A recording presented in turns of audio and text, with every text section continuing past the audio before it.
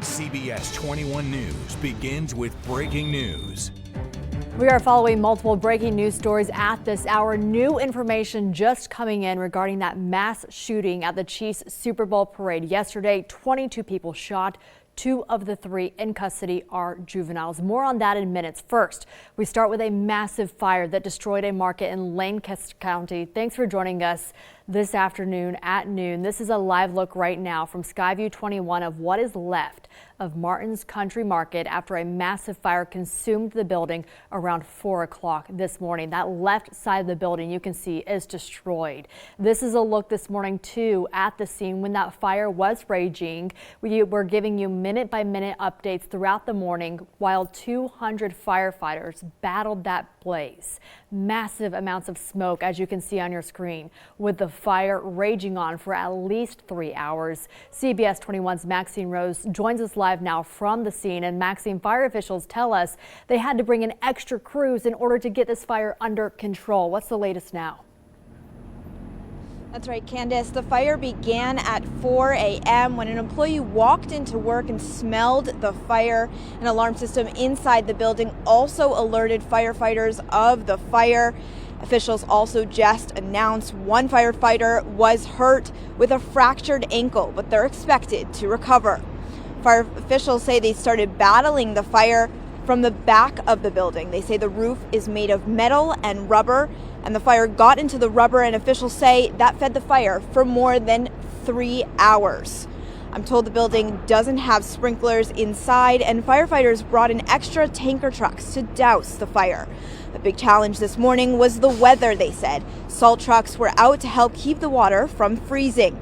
In all, 200 firefighters responding, and there were at least 45 fire companies on the scene. Under 20 employees work at Martin's. No employees were inside. Officials say it is a multi-million-dollar loss to the building, and the cause of the fire is unknown, but authorities say it does not appear to be suspicious at this point. Reporting live, Maxine Rose, CBS 21 News. Thank you. And take a look at this video. The last time firefighters in Ephrata battled a fire of this magnitude was the Weaver Nut Company warehouse on Route 322 in Clay Township. This is video from that fire back in August of 2022, I believe. That fire was also categorized as a 4-alarm fire. That cost $29 million in damage. And as you can see, that building was destroyed. We're also following breaking news out of Kansas City, where police just provided an update on a mass shooting at the Chiefs Super Bowl parade that happened yesterday. That deadly mass shooting appears to stem from some kind of a dispute between several people. 2 of the 3 arrested are juveniles. 1 person was killed, a well-known DJ at a local Kansas City radio station. 22 people were hurt.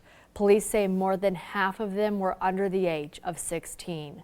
The ages of the victims range from the youngest being 8 years old to a 47-year-old. Some Chiefs fans who were at that parade described the chaos and what was going through their minds during that shooting. I didn't know exactly what was happening at the time, but people were saying guns, police, run. And at that moment, it just clicked. Everybody started running. There was screaming. We didn't know what was happening, but this day and age, when people run, you run. You never think it's going to happen to you or in your environment, and it was terrifying. Yeah, I bet it was terrifying. A motive for that shooting isn't known at this time, but police are saying there is no relation to terrorism. You can stay with CBS 21 News for the very latest on these breaking news stories. And this also coming into our newsroom within the hour. Central Dauphin East High School is on lockdown after a weapon was found in the school. The district says students and staff are safe and that the students will remain in their current classroom until the lockdown is lifted. Administration is continuing to investigate within the building. Authorities did not say where the weapon was found. They say there will be an early dismissal today, and the district will notify parents with that information. This comes just 1 week after the Cumberland Valley superintendent started reaching out to families. So he reached out recently, and it's following last week's scary incident when an Eagle View Middle School student was found with a loaded gun in their backpack. Since then, officials and local police departments have been working together to better understand how this all happened and how they can change response plans in the event that this ever happens again.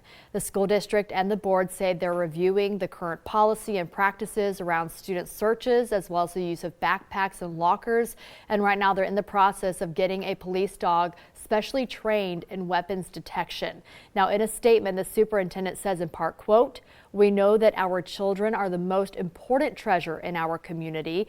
We carefully guard their safety, and we will continue to work with agency professionals to update our safety and security practices. As a community, we value your assistance in helping us do everything we can to keep our schools safe." An update at this hour, we are learning more information on a stabbing involving a student from Central York High School. Police say Carmela Colon is facing criminal homicide and aggravated assault charges after stabbing a 14-year-old in the area of Camelot Apartments in York. The 14-year-old is recovering right now after being listed in critical condition after that attack. Police say they were able to make an arrest after getting surveillance video.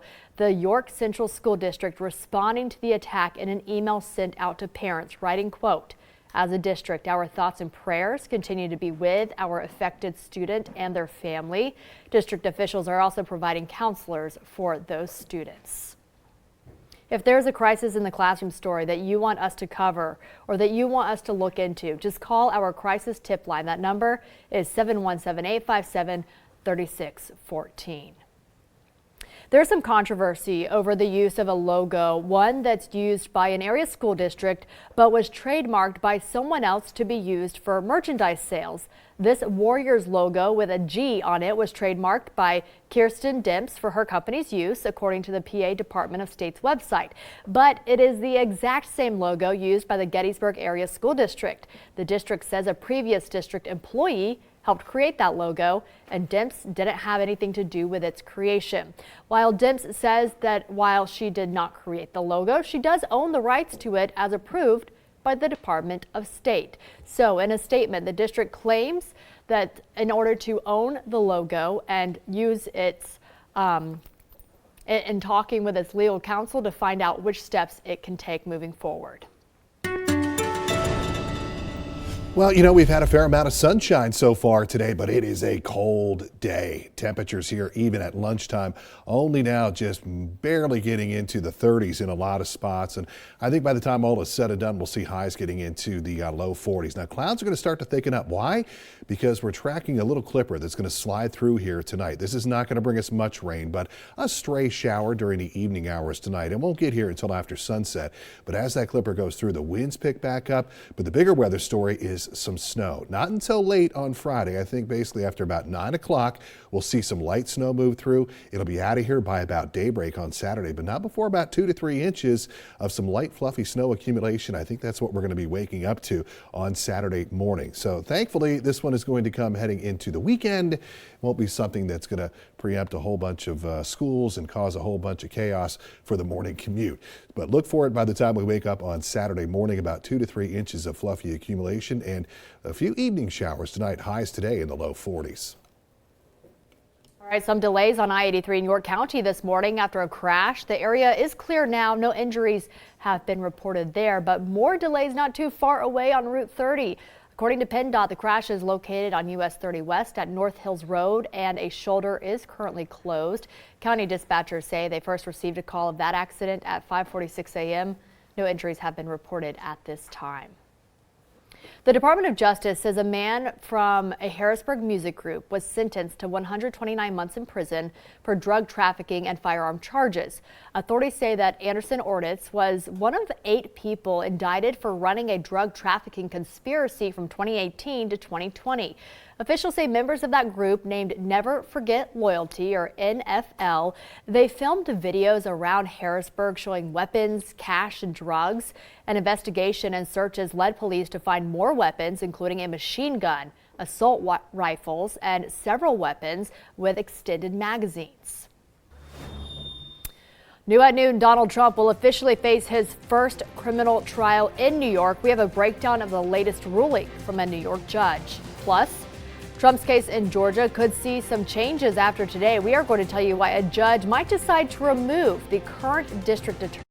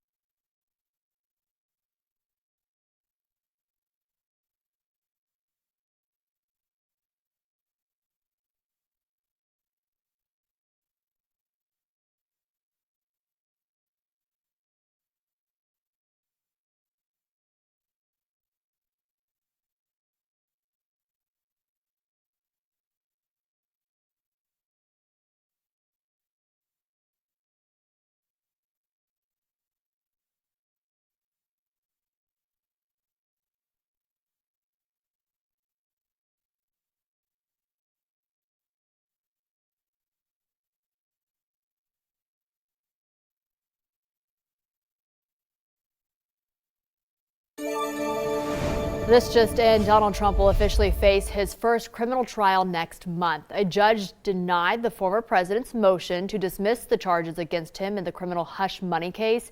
He's accused of engaging in a cover-up scheme to hide hush money payments to adult film star Stormy Daniels to keep her from speaking out about a past affair with him before the 2016 presidential election.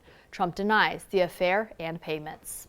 Everything that I've heard and read, even from legal scholars, said there's absolutely no case here. It's not a crime. This is not a crime. Jury selection will start March 25th in New York. His attorneys argue that it's not enough time for Trump to prepare.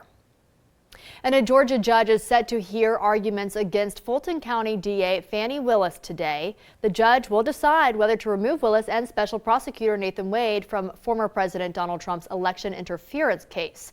Last month, allegations of inappropriate relationship between Wade and Willis were uncovered. Defense lawyers are asking the judge to toss the indictment and to prevent participation from both prosecutors. Willis and Wade acknowledged a personal relationship in a filing, but claims it has no relevance to the case. And coming up, we have seen some back-to-back storms recently, and climate scientists have something to say about that. Find out what factors they say may be contributing to all this active weather.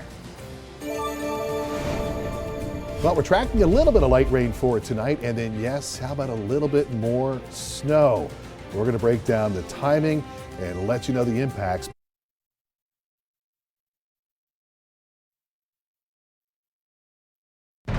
And now, CBS 21 News First Warning Weather with meteorologist Steve Knight. Oh, we have got a cold Thursday for you here, and check it out. This is a live view from Skyview 21 in Lancaster County, and yeah, still a lot of snow cover out there, and you know, temperatures today only really nudging into the low 40s. We'll get a little bit of melting done, but not a whole lot. 42 is, I think, where we're headed here this afternoon, and we're going to continue to see those clouds thicken up a little bit. But beyond that, pretty quiet for picking up the kids here later on this afternoon. So check it out. Clouds have really started to move in from the west. Why? Because we've got this Clipper system. This is not a real strong system, but it is going to kick up our winds later on tonight and into the day tomorrow. So we've had a little bit of a break from the gusty winds, but they're going to be coming on back. So we are going to have a few light rain showers around after sunset tonight, perhaps a wet snowflake or two mixing in, and then it turns blustery and cold once again heading into the day on our Friday. So in terms of rain chances here today, essentially 6, 7, 8 o'clock, passing showers, not a big deal, but just a little bit of light rain that's going to be out there. What's the bigger deal is what's going to come our way tomorrow night, just as we're heading into the long holiday weekend. So this is 9 o'clock tomorrow night, and you notice we're just seeing the leading edge of some snow. I think for most, this will get fairly robust, 10, 11, 12 o'clock at night, and then wrap up pretty early on Saturday morning. So by daybreak Saturday morning, we should for the most part be done with any snow. This is a quick little clipper. It's going to give us some light, fluffy snow, the exact opposite of the heavy, wet snow we had earlier in the week. But I think it's going to be enough. Probably about 2 to 3 inches of accumulation is what we're waking up to on Saturday morning. So hopefully not nearly as disruptive, because we're going to be dealing with this as we wake up on a Saturday as opposed to a weekday when we're trying to get to work and get to school. But a little bit more wintry weather coming our way, and it gets windy again. So here are your future winds tonight. This is 9 o'clock. We're talking about winds gusting around 30 miles per hour. Still pretty blustery throughout the day tomorrow. Brief break into the day on Saturday, but by Saturday afternoon, we once again have those winds gusting up over 20 miles per hour. So winds also a big part of the story here, second half of the week. 42 degrees here this afternoon. The winds kick up tonight, passing showers just after sunset tonight. 30 degrees, the overnight low. Here's the rest of your first warning 7-day forecast. So yeah, we've got some snow in the forecast. It doesn't move in until well after sunset on Friday night, and then it wraps up right around daybreak on Saturday morning. 2 to 3 inches of some fluffy accumulation. Rest of your President's Day weekend is cold but looks pretty quiet. And call your attention to the right-hand side of your screen. 54 Wednesday of next week. Yeah, that's looking good with the cold temperatures today. It looks real good. Yep. Awesome. You know, back-to-back storms in January battered a lot of the Northeast, and scientists studying the interaction or the intersection of climate change says that flooding, winter storms, and rising sea levels are signs of more things to come. Yeah, climate change forecasts to bring more hurricanes to the Northeast as waters warm up. According to some studies, the United Nations reports since 1990, worldwide sea levels are rising faster, placing hundreds of millions of people at risk.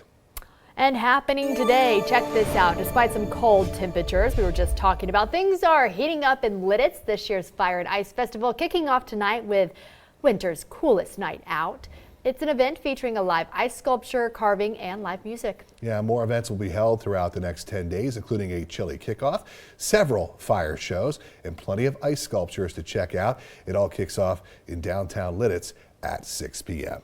And today, Penn State Health beginning their Thon Weekend celebration. The director of pediatric oncology research at Penn State College of Medicine going to be speaking about ongoing research for new and better treatments happening here in Central PA. Each year, Thon raises millions of dollars to support the treatment and research into childhood cancer. It starts at 11 a.m. at Penn State College of Medicine in Hershey, and Thon officially kicks off tomorrow at 6. Ooh, exciting. Yeah. Love it. Thon weekend. Oh, I can't believe it's here already. Yep. All right, it is time to save a little money. Here's America's Steals and Deals. The following segment is sponsored by Nocky. Not today, man. Dead car batteries. Every single time you're trying to get out of the house on time, be someplace, it happens. That click, click, click. Or you're on the side of the road on a gray, cold, dark day like today. It's never fun, but I have the answer for you. It's called the Jump Smart, and it can get you back on the road quickly. Watch this. Plug the 2 alligator clips in right here. Red clamp to red on the battery. Black to black. I get a beep and a green light, and now I can start my car back up. Just like that. I don't have to wait for roadside assistance or anybody else to come and help me out. I keep a Jump Smart in every family member's car. My daughters have one, my wife has one, and I know I have peace of mind, and so do they. It's also a 10-in-1 tool. It's got a compass, a thermometer, it's a flashlight and a strobe light, many other tools as well. And my favorite part, you can charge your cell phone with the 2 included USB ports on the back. If you lose power in a storm or something, just plug your phone in and you can stay connected with family and friends. Speaking of them, put one in every family member's car. 31% off right now at asadeals.com. Still ahead, we are going to show you the aftermath of that massive fire at Martin's Country Store that left the community staple destroyed.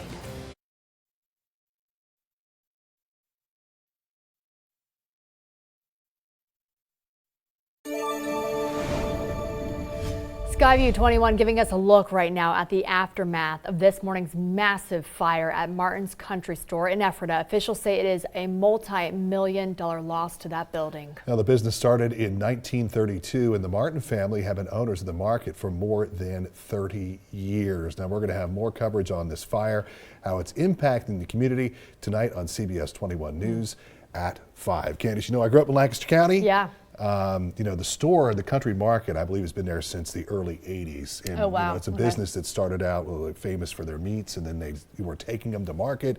Finally decided to open up their own store. So they've been there at that location in Ephrata for decades. Yeah, a staple in So, the community then yeah, for so folks who live there. It's a big loss for the community, but fingers crossed, hoping that there's plans they'll get back on their feet. And I know they're going to have a lot of support from the Ephrata community and Lancaster County as a whole. All right, so we've got kind of a breezy, blustery afternoon, but it's pretty quiet. A few showers tonight, and that's when the winds really start to pick up. Tomorrow night, Candace, after sunset, a little bit of light snow. It'll wrap up by early Saturday morning, but about 2 to 3 inches of fluffy accumulation by Saturday morning. Hey, we like the fluffy stuff. And on the weekend. And on the weekend. Avoiding those traffic headaches we Yes. had earlier this week. You guys stay